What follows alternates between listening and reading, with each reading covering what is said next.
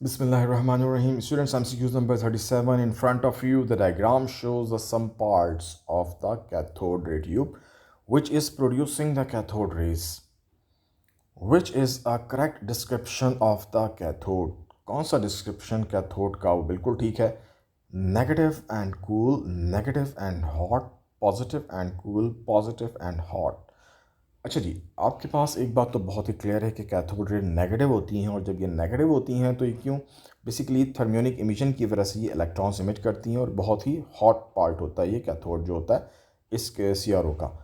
और हॉट इसलिए होता है कि ये ताकि इलेक्ट्रॉन्स इमिट कर सके, इसमें से इलेक्ट्रॉन्स बाहर आएँ, और वो इलेक्ट्रॉन्स को स्ट्रीमलाइन करने के लिए एनोड मौजूद होता है.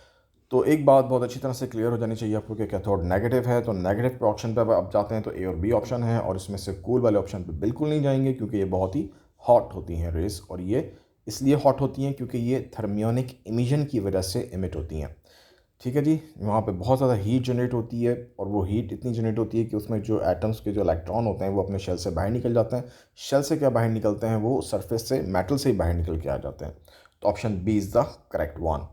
Number 38. When measuring the emission from a radioactive rock brought into the laboratory, a teacher mentioned that background radiation must be taken into accounts.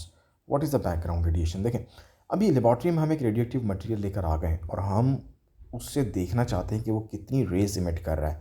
तो इससे पहले हमें ये पता होना चाहिए कि ऑलरेडी लेबॉर्ट्री में कौन सी रेज मौजूद हैं और उनकी कितनी स्ट्रेंथ मौजूद है.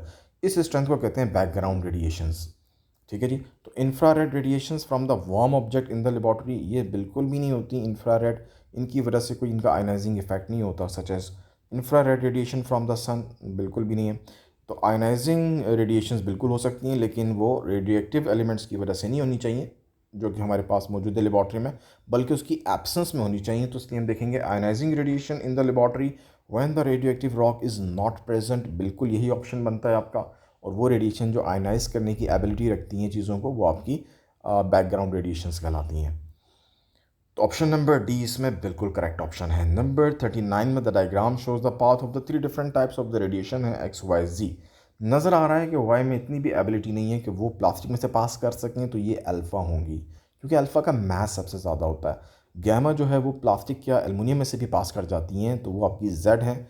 और जो बीटा हैं वो आपकी प्लास्टिक में से तो पास कर जाएंगी, लेकिन एलुमिनियम में से पास नहीं कर सकेंगी, वो आपकी एक्स हैं.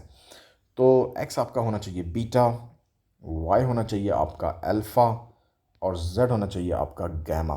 तो ये तीनों आपको नज़र आ रहे हैं ऑप्शन बी में, बी फॉर ब्रेवो. तो आई थिंक आपको क्लियर हो गया होगा. Number 39. Number 40. Which statement about a neutral atom of the radium is correct? It has an equal number of the neutron and the proton. अगर हम इसके number of neutron पहले निकाल लें तो बहुत सिंपल है. हम इसके न्यूक्लियन नंबर में से 88 को माइनस कर देंगे. तो वो हम इसको ऐसा करते हैं कि यहाँ से इतना पार्ट सेलेक्ट कर लेते हैं इस वन, और माइनस कर देते हैं इसमें से. ये जब हम माइनस करेंगे तो क्या आंसर आएगा चेक कर लेते हैं. ये आपके पास आ जाएगा 8. 136 न्यूट्रॉन बनते हैं जी इसके पास. तो 136 न्यूट्रॉन है और प्रोटॉन है जस्ट 88, तो वो इक्वल तो ना हुए.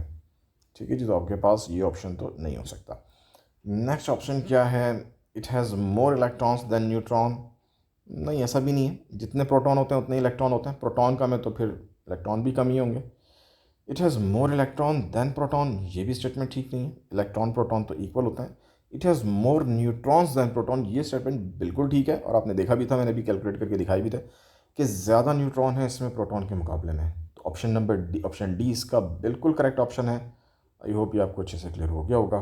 Thank you guys, so nice of you. Take care. अल्लाह हाफिज़.